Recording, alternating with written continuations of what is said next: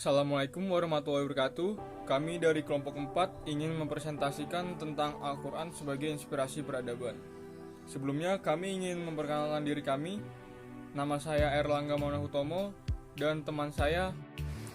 Perkenalkan, nama saya Andi Irfan Mapa. Perkenalkan, nama saya Azmina Zata Isma. Halo teman-teman, saya di sini akan menjelaskan tentang Al-Quran. Apa itu Al-Quran? Al-Quran mempunyai 4 makna. Yang pertama, menurut bahasa.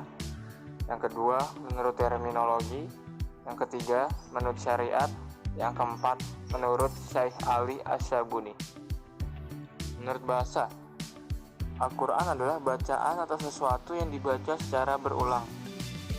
Menurut terminologi adalah firman Allah Subhanahu wa Ta'ala yang diturunkan hanya kepada Nabi Muhammad SAW, kemudian disampaikan dengan jalan mutawatir dengan perantaraan malaikat Jibril alaihissalam. Menurut syariat, membaca Al-Quran dinilai sebagai salah satu ibadah kepada Allah Subhanahu wa Ta'ala. Dan menurut Syekh Ali Asyabuni, firman Allah Subhanahu wa Ta'ala yang tidak ada tandingannya diturunkan kepada Nabi Muhammad SAW melalui malaikat Jibril alaihissalam. Fungsi Al-Quran. Nah teman-teman, fungsi Al-Quran tuh ada 3 nih. Yang pertama, fungsi Al-Quran dalam agama Islam. Yang kedua, fungsi Al-Quran sebagai ilmu. Yang ketiga, fungsi Al-Quran bagi kehidupan manusia. Yang pertama, fungsi Al-Quran dalam agama Islam. Fungsi Al-Quran dalam agama Islam ada 4, yaitu yang pertama Al-Huda, Al-Furqan, Al-Mau'izah, dan Asy-Syifa. Al-Huda adalah petunjuk, Al-Furqan adalah pemisah, Al-Mau'izah adalah penasihat, dan Asy-Syifa adalah obat. Fungsi Al-Quran bagi kehidupan manusia. Yang pertama, sebagai petunjuk jalan yang lurus. Yang kedua, merupakan mukjizat bagi Nabi Muhammad SAW. Yang ketiga, menjelaskan kepribadian manusia. Yang keempat, merupakan penyempurna bagi kitab-kitab sebelumnya. Yang kelima, menjelaskan masalah yang pernah diperselisihkan umat sebelumnya. Yang keenam, Al-Quran memantapkan iman Islam. Yang ketujuh, tuntunan dan hukum untuk menjalani kehidupan. Nah teman-teman, Al-Quran juga mempunyai fungsi nih sebagai sumber ilmu. Ada apa aja nih di fungsi Al-Quran sebagai sumber ilmu? Yang pertama, ada ilmu tauhid. Yang kedua, ilmu hukum. Yang ketiga, ilmu tasawuf. Yang keempat, ilmu filsafat Islam.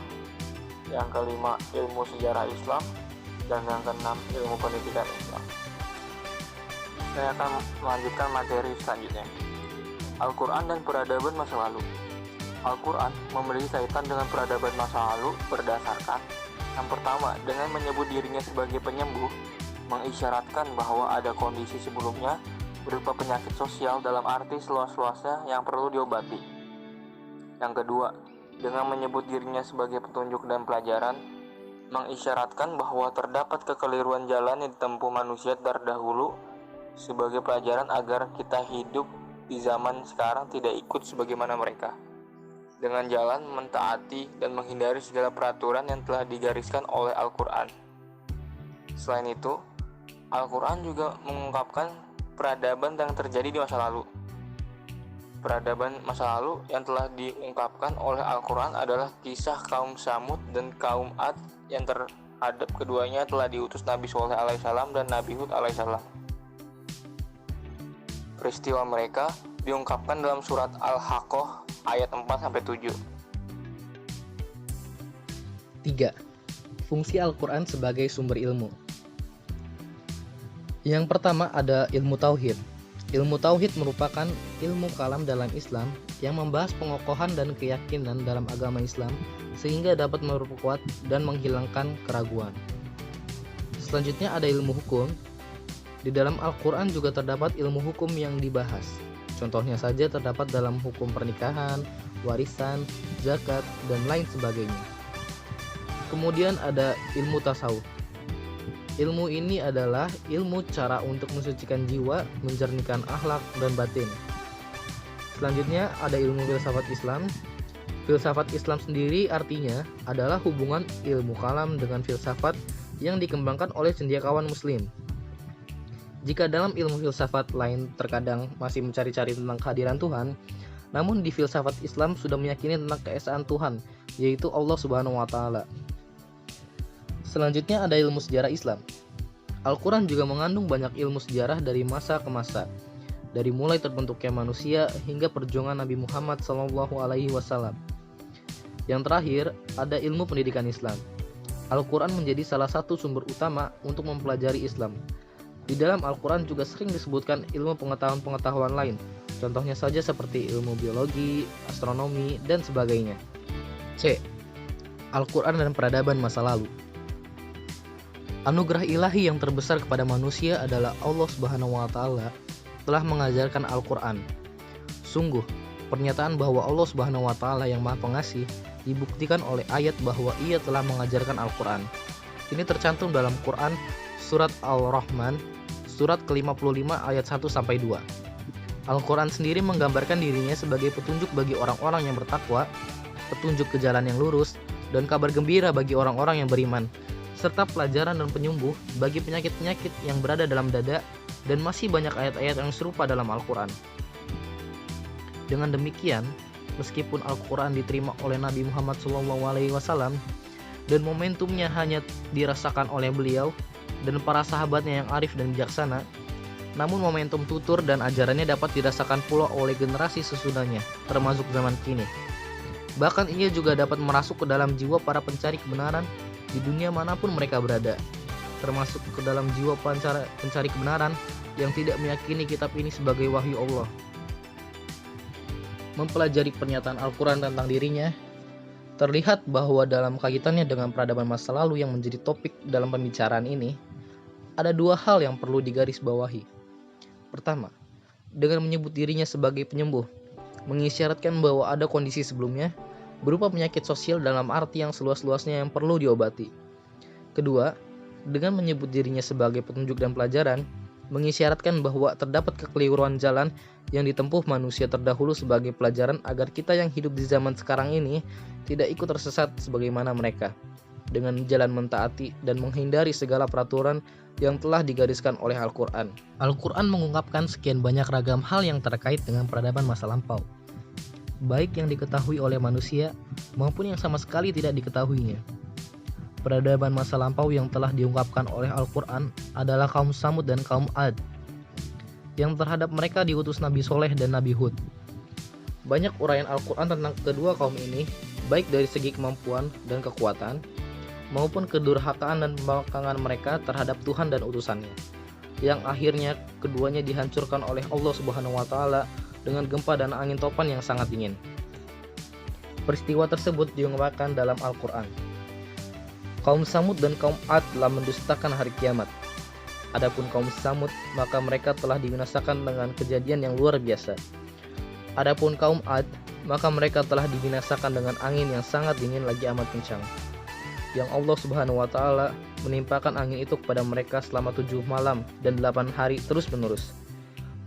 Maka kamu lihat kaum Ad, pada waktu itu mati bergelimpangan, seakan-akan mereka tunggul pohon kurma yang telah kosong atau lapuk. Quran surat Al-Haqqah, surat ke-69 ayat 4-7.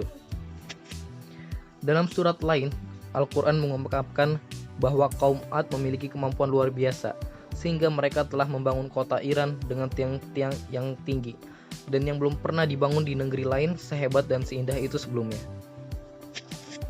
Hal ini pun tercantum dalam Al-Quran sebagaimana berikut.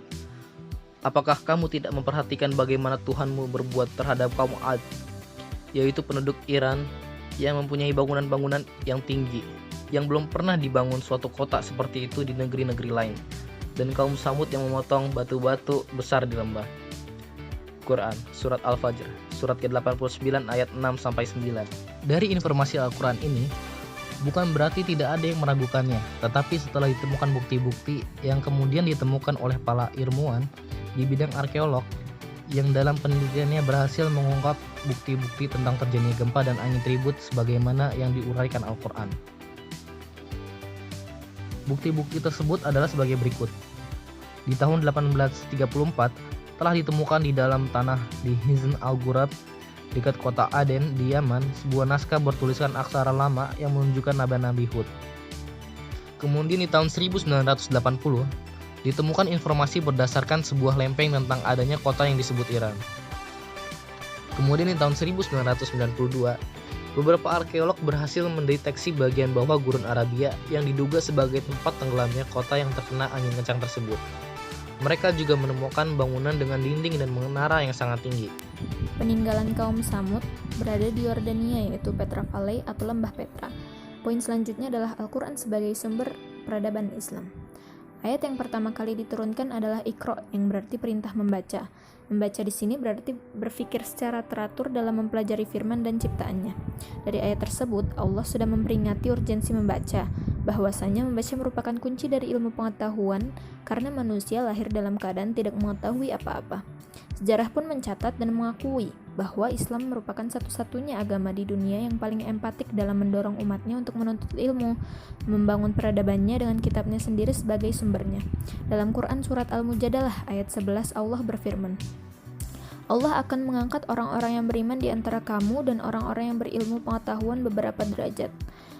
Peradaban Islam bahkan pernah merajai peradaban-peradaban ilmu sains dan teknologi dengan Al-Quran sebagai sumbernya yang dibuktikan oleh ilmuwan-ilmuwan muslim seperti Al-Farabi, Al-Kindi, Ibnu Sina, dan lain-lain.